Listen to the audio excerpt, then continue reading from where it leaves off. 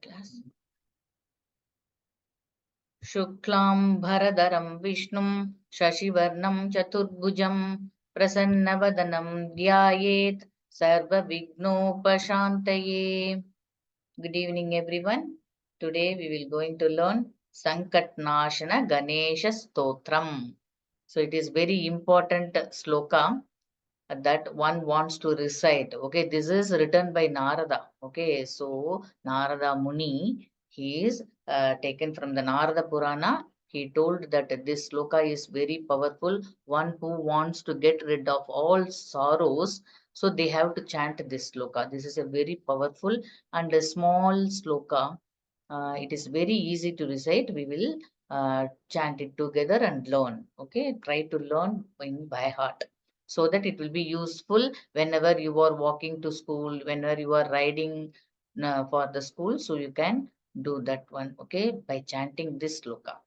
Yes, we will start with the recitation part. Yes, Harshita Bhatt. Yes, ma'am. Yes. Recite after me, okay? Okay. Yes. Shri Ganeshaya Namaha. Shri Ganeshaya Namaha. Shri Ganeshaya Namaha. Narada Uvacha. Narada Uvacha. Narada Uvacha. Pranamya. Pranamya. Pranamya. Sirasa. Sirasa. Sirasa. Devam. Devam. One more time. Devam. Yes. Gauri. Gauri. Gauri. Putram. Gauri. Putram. Vinayak. Vinayakam. Vinayakam. Vinayakam. Bhaktavasam. Bhaktavasam. Bhaktavasam. Smare nityam. Smare nityam. Smare nityam. Ayush. Ayus. Ayus. Kamartha. Kamartha. One more time. Kamartha. Siddhaye. Siddhaye. Siddhaye. Excellent. I'm in this Lakshmi. local. Gauri is my mom's name. Okay. Very nice. Yes, Lakshmi Priya. Yes, ma'am. So what I can make? Shri Ganeshaya Namaha.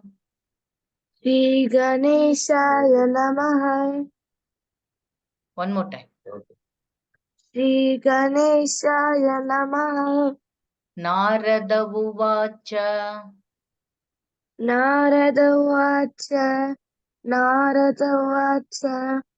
Pranamya Sirasa Devam. Pranamya Sirasa Devam. Shirasa. Shirasa. Pranamya Shirasa Devam. Correct. Gauri Putram. Gauri Putram. Gauri Putram. Vinayakam. Vinayakam. Vinayakam. Bhaktavasam. Bhaktavas. Bhaktavasam. Okay. Dirgha. Bhaktavasam. Yes. Bhaktavasam. Smare Nityam. Smare Nityam. Smare Nityam. It is not Marain. Smarain is the sound. Smarain. Smare Nityam. Correct. Smare Nityam. Ayush Kamartha. आयुष्कामात् आयुष्कामात् सिद्धये. सिद्धये सिद्धये Excellent. Yes. And Nidhardani. Nidhardani. Ma'am, she's coming in 1 minute. Yeah, okay, okay. I will call her later. Shreya.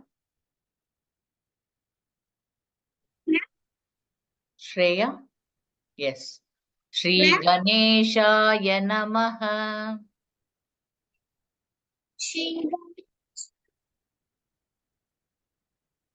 Voice. Ha. Narada Uvacha.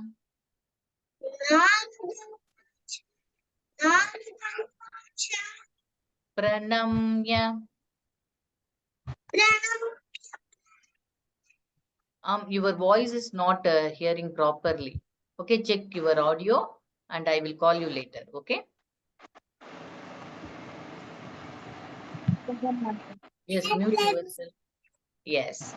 Shri Nidhardani. Shri Ganeshaya Namaha.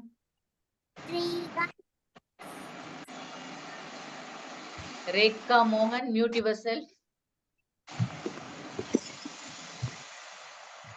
Rekha Mohan, mute yourself.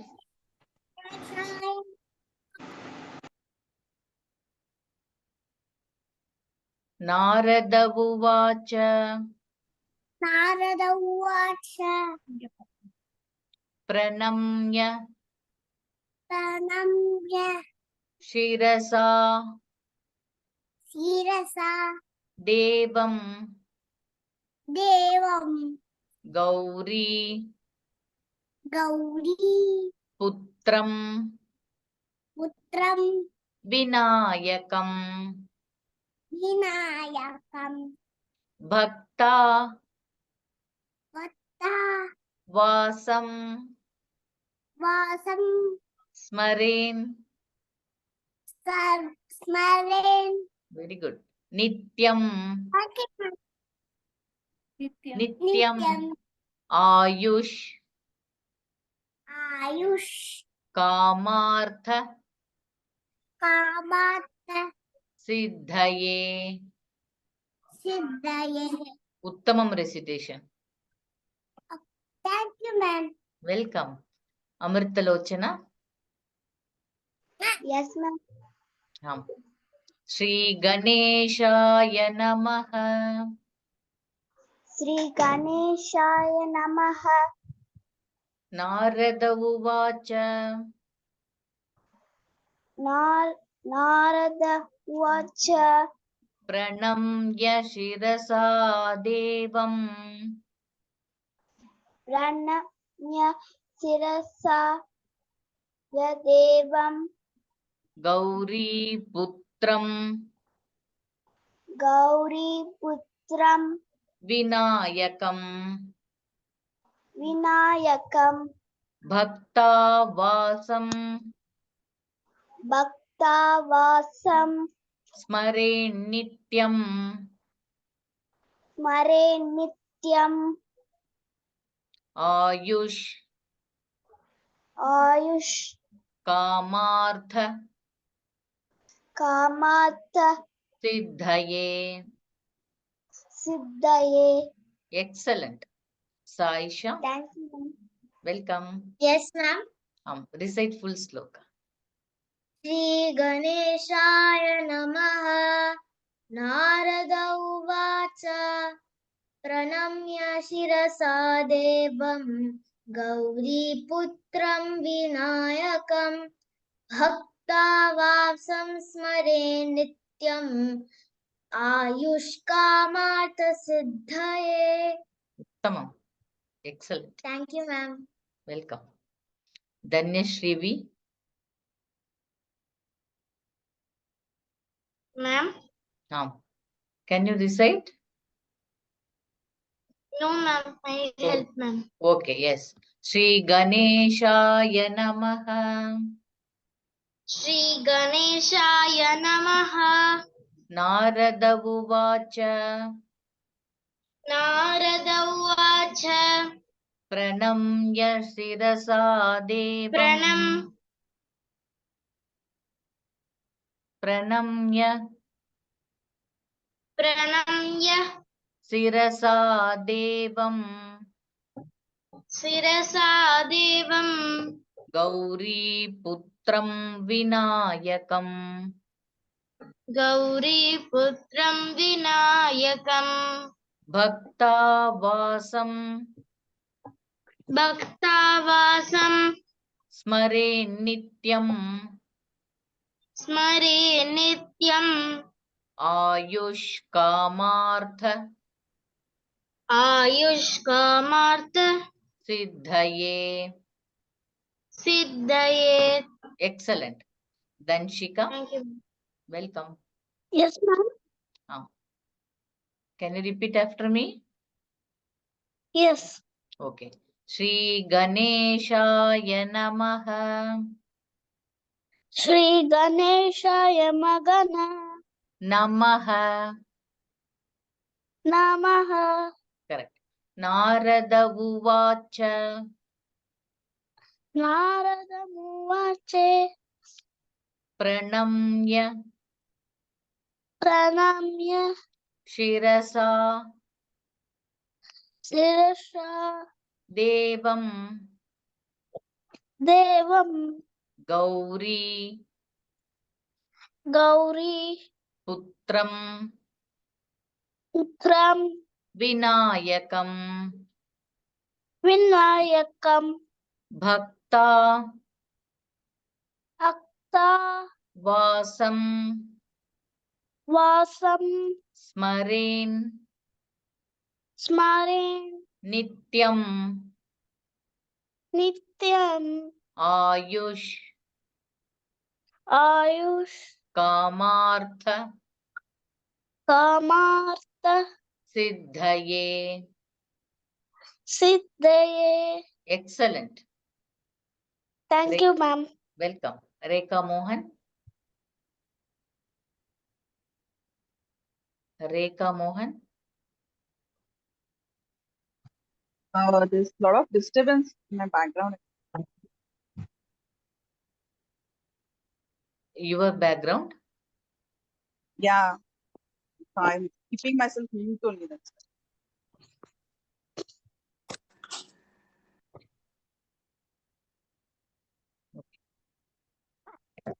Yes. Vidatri. Yes, ma'am. Can you recite this sloka? Acha, you need help. help. Yes.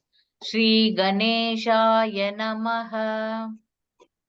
Shri Ganeshaya Namaha.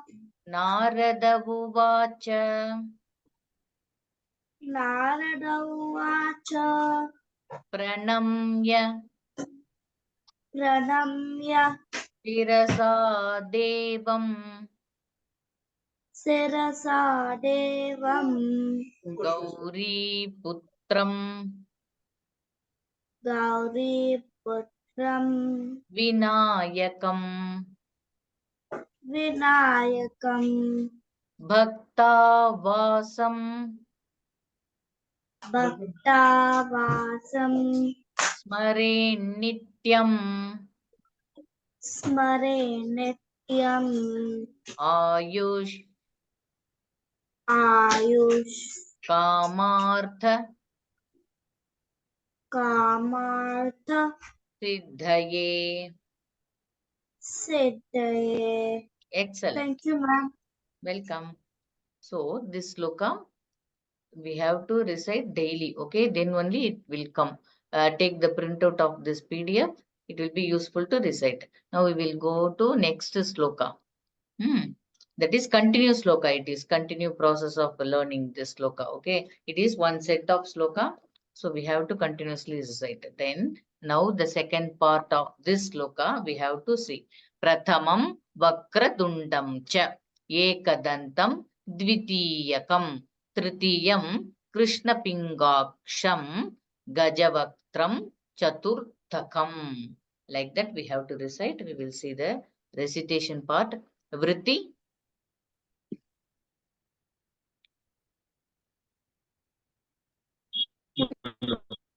Yes, ma'am. Yes. Prathamam. Yes, ma'am. Prathamam. Pratham. Vak- Pratham. Vakra. Vakra. Vakra. Tundam. Vakra. Tundam. One more time. Tundam. Cha. Cha. Yes. Eka. Yeto. Dantam. Yeto. Dantam. Dantam. Dantam. Dvitiyakam. Dipityatam. Dvitiyakam. Itiryatam. Tritiyam. Tritiyam. Krishna. Krishna. Krishna. Pingaksham. Prindasham. Pingaksham. Pindasham. Gajavaktram. Jadavatram. Gaja. Jaja. Gaja. Jaja. Vaktram. Vataram. Vaktram. Vataram. Chatur. Chatur. Takam. Chatam. Takam. Tatam. Excellent. Thank you, ma'am. Welcome. Yes. Danshika. Yes, ma'am. Prathamam. Prathamam. Only Prathamam. Prathamam. Vakratundam cha. Vakratundam cha. Ekadantam. Ekadantam. Dvitiyakam. Divityakam. Dvitiyakam. Dvitikam. Yes, correct. Tritiyam. Pritiyam. Krishna. Krishna. Pingaksham. Pingaksham. Gajavaktram. Kajavaktam. Chaturthakam. Chaturakam. Chaturthakam. Chaturakam. No, Chaturthakam. Chaturtakam. Correct. Excellent. Thank you, ma'am. Welcome. Yes, Amritalochana. Yes, ma'am. Prathamam. Pratamam. Vakratundam cha. Vakratundam cha. Vakratundam cha. Ekadantam. Ekadantam. Ekadantam. Dvitiyakam. Dvitiyakam. Dvitiyakam. Tritiyam. Tritiyam. Tritiyam. Krishna. Krishna. Pingaksham. Pingaksham. Pingaksham. Gajavaktram. Gajavakram. Chaturthakam. Chaturthakam. Chaturtakam. Chaturtakam. Excellent recitation. Thank you, ma'am. Welcome. Yes, Nidardani.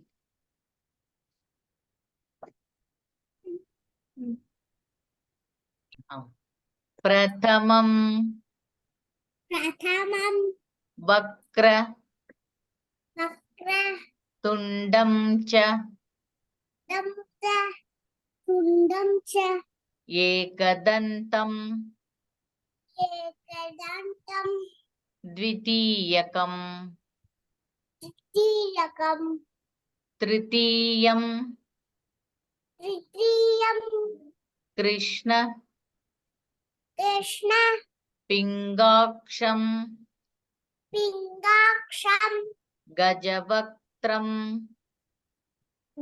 Gajavakram Chaturthakam. Chaturthakam. Clear pronunciation, excellent recitation.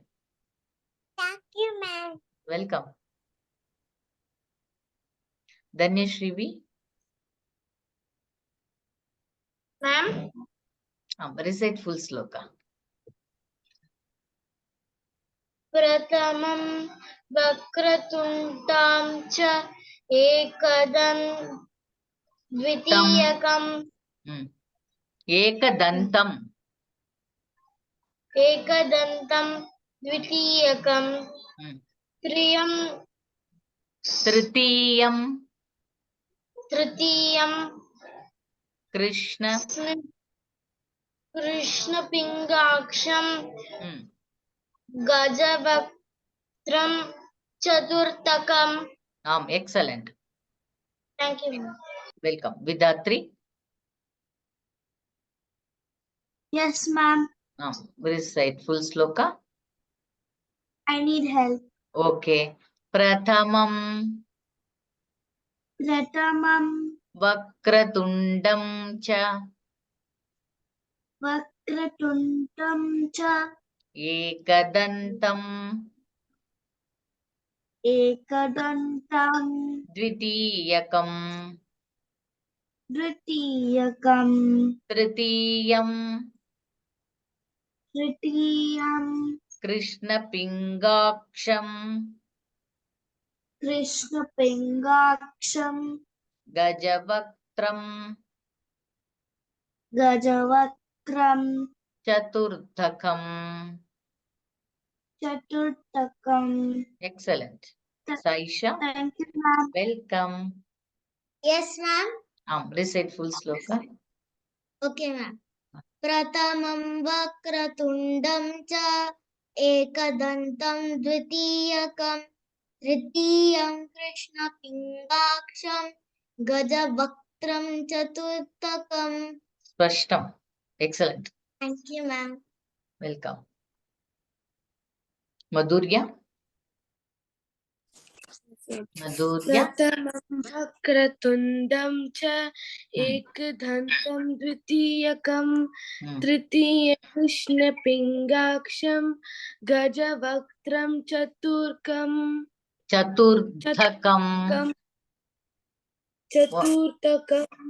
Excellent. Yes, Pranav.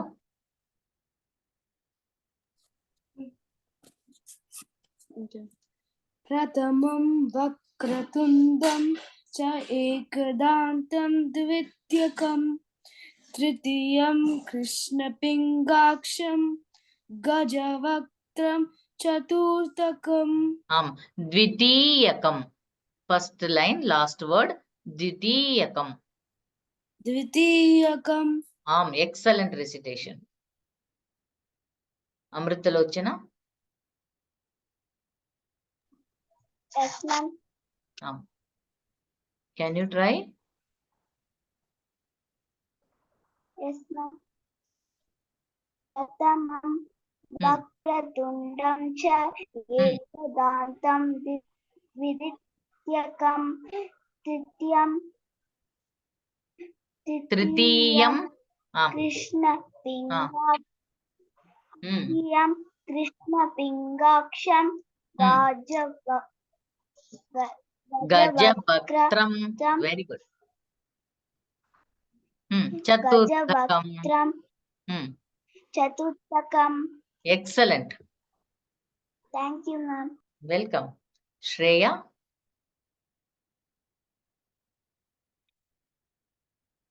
Shreya.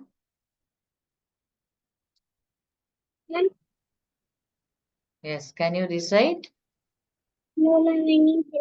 Okay. Prathamam Vakratundam cha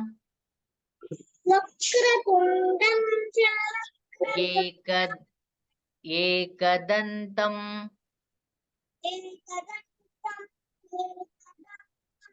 Dvitiyakam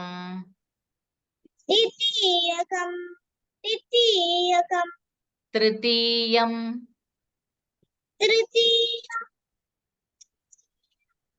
Krishna Pingaksham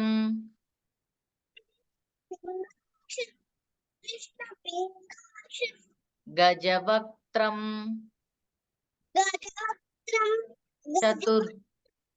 Chaturthakam.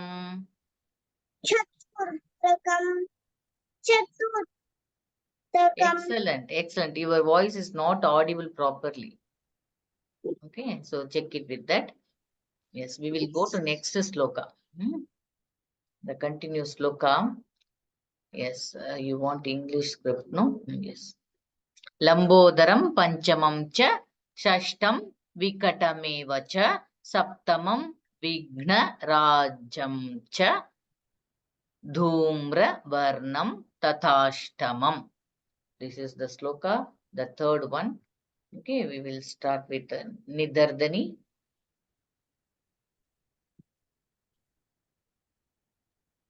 Yes, Vritti is there. Okay. Yes. Nidardani. Yes. Lambodaram panchamam cha shashtam vikata mevacha saptamam vigna rajam cha dhumra varnam tathashtamam. Excellent. Vritti, welcome. Vritti. Vritti.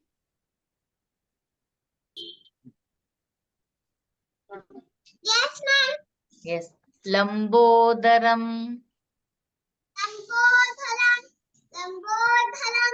panchamam cha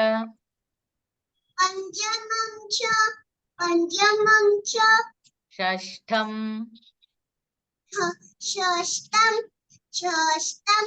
vikatameva cha vikata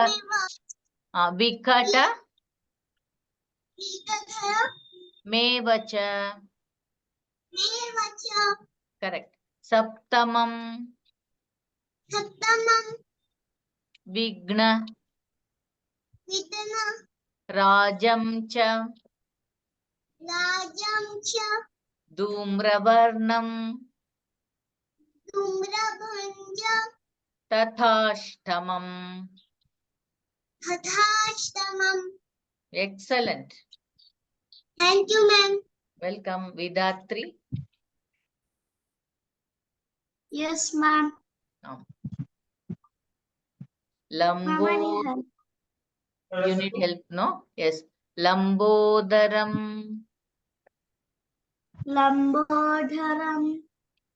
panchamam cha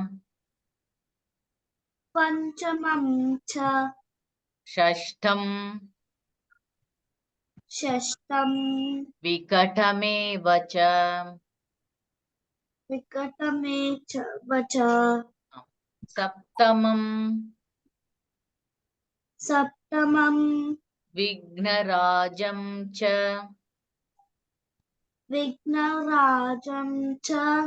dhumravarnam tathashtamam. Excellent. Thank you, ma'am. Yes. Welcome, Shaisha. Yes, ma'am. Yes. Full sloka. Okay, ma'am. लम्बोदरं पञ्चमं च षष्ठं विकटमेव च सप्तमं विघ्नराजं च धूम्रवर्णं तथाष्टमम्. Excellent. Thank Yes. you, ma'am. Dhaneshri B. Welcome. Dhaneshri. Can you recite? I'll try, ma'am. Yes. लम्बोदरं पञ्चमं च षष्ठं विकटमेव च Hmm. सप्तमं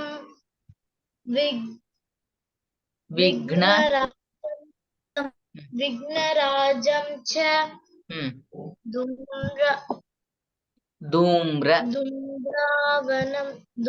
धूम्रवनं No.